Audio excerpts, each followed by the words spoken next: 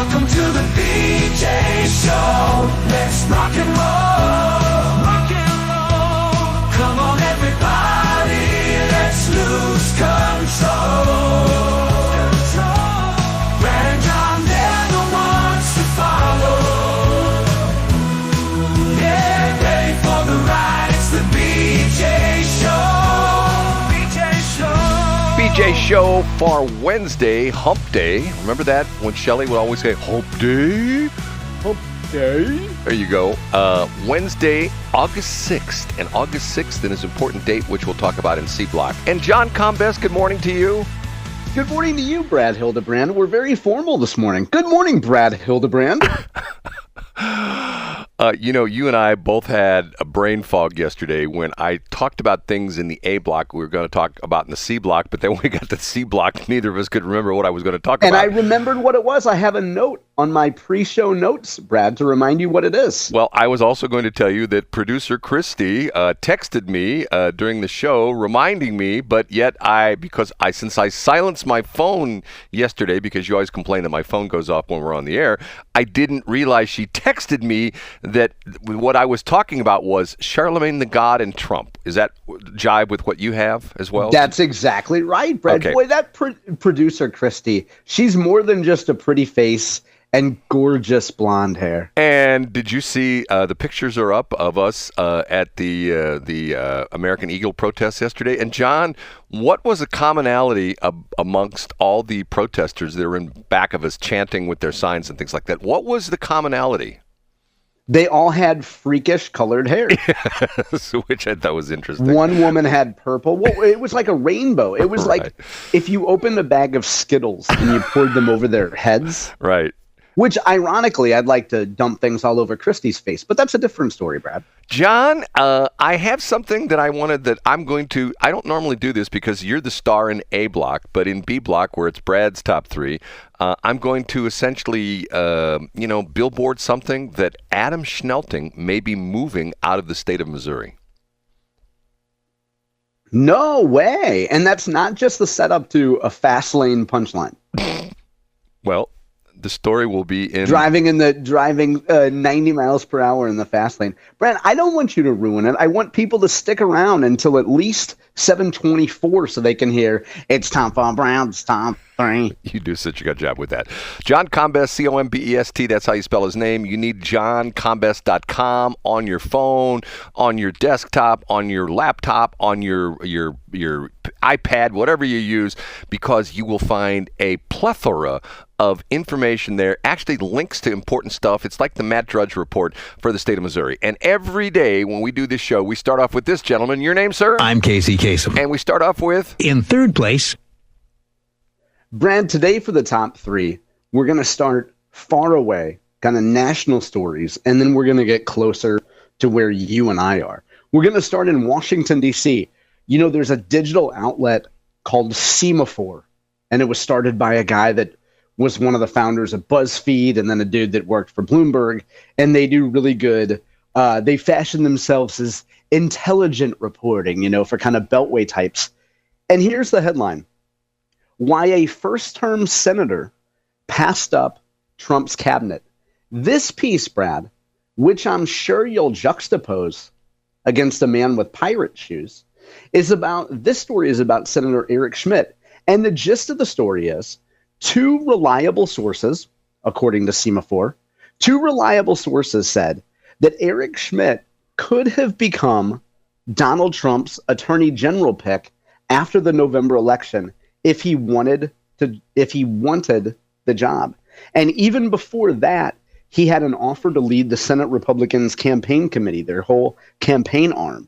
And almost any other senator would have snatched up that opportunity. But Eric Schmitt said no.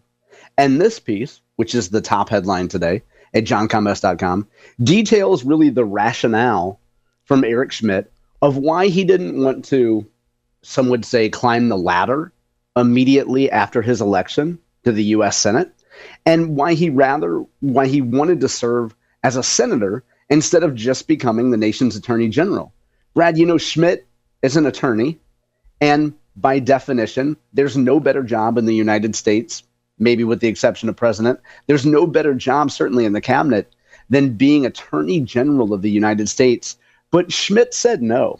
And further, they have some folks quoted in here, other U.S. senators that talk about what a great Senator Schmitt is, in terms of being able to do his job representing the people of Missouri. I wanted to include it today, Brad, not just because the story is getting national attention. Big shout out to Gregg Keller, who, by the way, posted this. That's how I saw this piece. But I think it underscores the fact, Brad, that so many times in politics, you have people that want to hotshot themselves or climb up the ladder or hop over other people who are quote unquote in line. And you have Eric Schmitt, who said, you know what? I'm going to focus on doing a good job as being senator.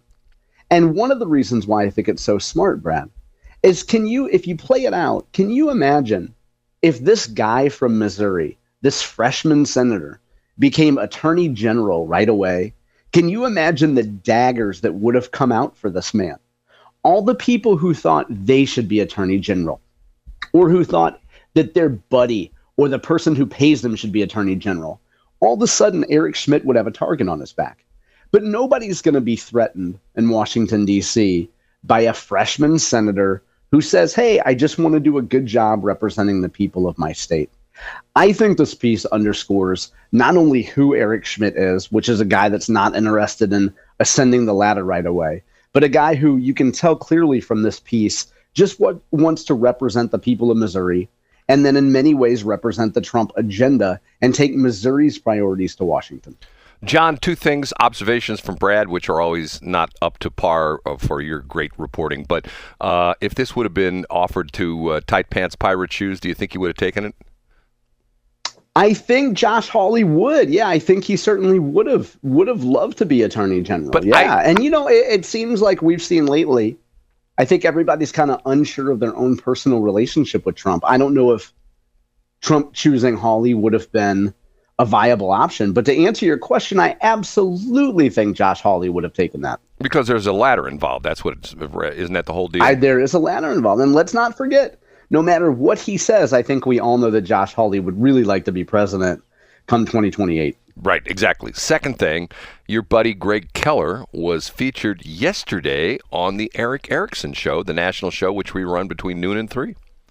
I missed that, Brad. Thanks for pointing that out. Now, I'm guessing Erickson posts his stuff online. I'll have to go fetch that. Well, once again, this is not good news for Missouri or St. Louis, because the reason he was mentioned is because Erickson thanked Gregg Keller for sending him the story about the guy getting kicked out of the soccer game for the MAGA hat. So yeah, and Gregg, by the way, did interviews in other places throughout the country yesterday on that too. I didn't know that he was on Erickson's show. Well, that's awesome. He wasn't on the show, but Eric was thanking him for the lead, and Eric read the story, and I think he had some audio in the whole bit. It's once again, it's so sad that the St. Louis area, and in this particular area, St. Louis City, because if you don't live in the city, you can't go to the soccer games. That's the other thing a lot of people don't realize. If you don't have a city ID card, this is St. Louis City, you're from St. Louis County, you can't come in. That's true. Right. But Brad, let's be fair. We discriminate against out-of-town people when they come to the Toonerville Soccer Club games. That's right. Okay. Nobody knows what Toonerville is. That's a joke between John. I didn't until Brad Hildebrand. Yes, nobody. Brad, where would you find Toonerville in St. Charles County? Toonerville was a city along 94, south of 40, down in south of what's now the Bush Wildlife area, that was taken over during World War II by the federal government for Toonerville.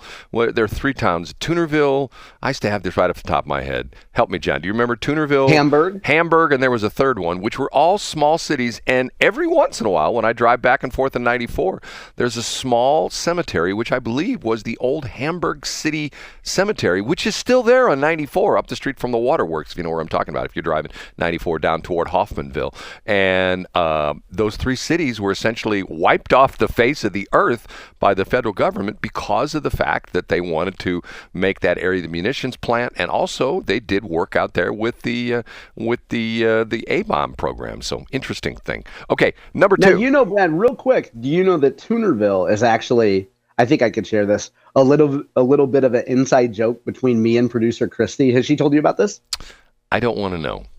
There's certain things about you and Christy that I just don't want to know, because I know that you're the shall we say, the swordsman. So we'll just move on to number 2. Up a notch to number 2. A headline from St. Louis Public Radio. Yes, Brad, they do original reporting.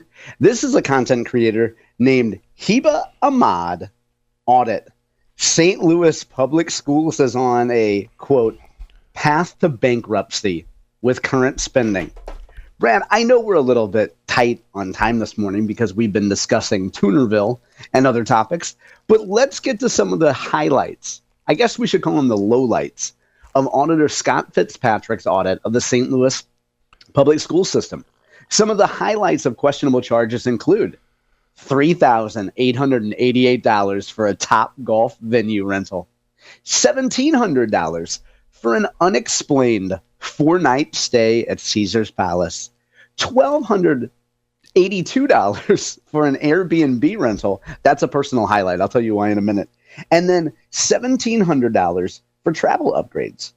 Also because the district had a tendency to, pay bills late. I know that's not usually an urban thing to pay off credit cards late. But anyway, ensure credit card bills were paid in a timely manner. They didn't do that. So they got an extra $1,100 in late fees. But who cares, Brad? It's not their money. I would point people to the Mark Reardon show, which was hosted by a gentleman named Joe Beamer yesterday. Scott Fitzpatrick was on the show, and he made a few good points. One of them is that $1,282 Airbnb rental. Nobody can seem to explain who made it or why it was needed. And the other nugget I'll read real quickly from the Fitzpatrick transcript. He points out that the superintendent, remember, that was Miss Keisha Scarlett from the Seattle area. She called it her cabinet positions. And if you total up, Fitzpatrick says, quote, I haven't done the math, but I'd be interested to give the governor of Missouri as 16 cabinet members. So what Fitzpatrick says is he hasn't totaled it up yet, but of what Keisha Scarlett called her cabinet, those are the people that she manufactured jobs for.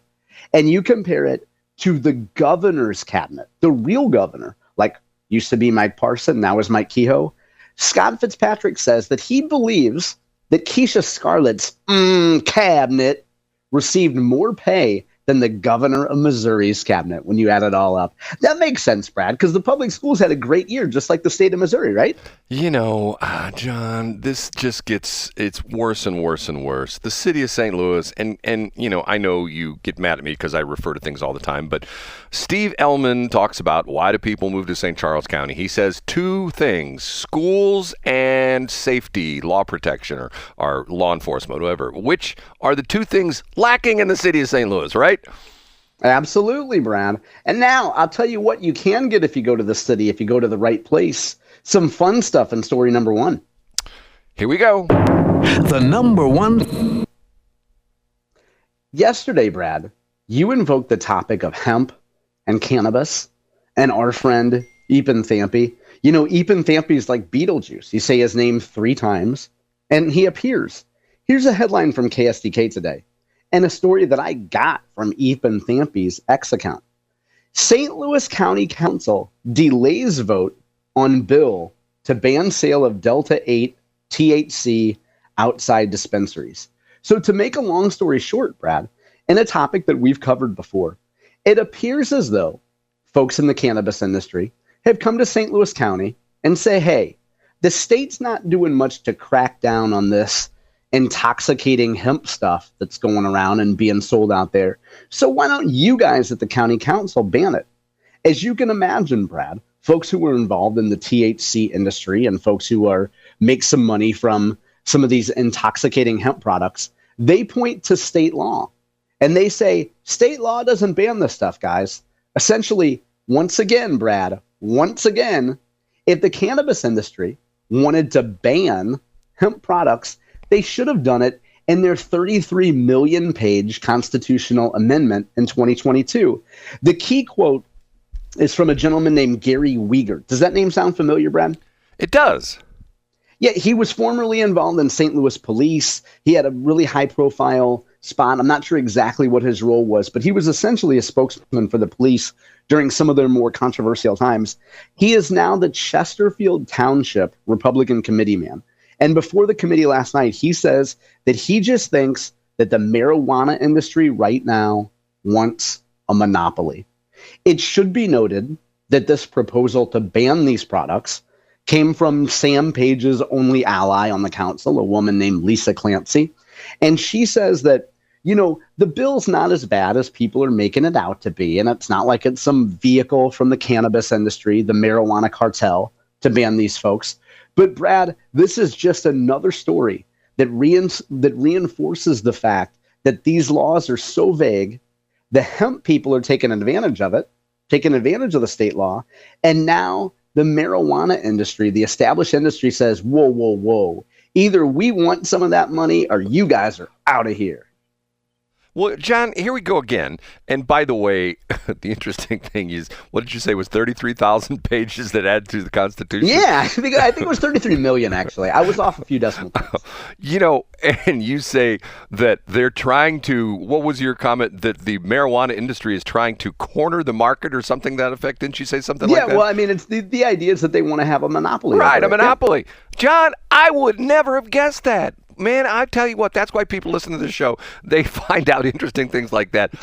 You would never think that an industry would want to create rules and a moat around their business to keep other people out. Exactly. I wouldn't have expected that. Never. I can't, it's sort of like dealing with some of my radio brethren. They're very open and welcoming. Hey, Brad, well, you can promote. They want anybody to come in and compete against them, Brad. See, I still say, man, I have to tell you, I'm not the kind of guy that gives money to causes like this or to petition drives and stuff like that. If they were to mount a good constitutional amendment for the hemp industry to essentially just blow it wide open, essentially say, hey, you don't need a license. You want to sell it at garage sales. You want to grow it in your backyard. That's fine. Do what you want to do. I would promote that because of the fact that this thing is so ridiculous the way it is right now. And if you look at, you haven't seen it in Missouri yet, but if you follow California, they legalize marijuana, all the hoops you got to jump through. The illegal marijuana trade has never been bigger in California because of the fact. Yeah, and you know what? As my friend Brad Hildebrand taught me, the law of unintended consequences. Exactly. That's what it is. Okay. B Block is up next, and we'll talk about Adam Schnelting. You're not going to believe what's going on with Adam Schnelting. This is sort of breaking news. You're not going to make any comments on that? I was just going to start singing, Life in the Fast Lane, Schnelting is moving out the district.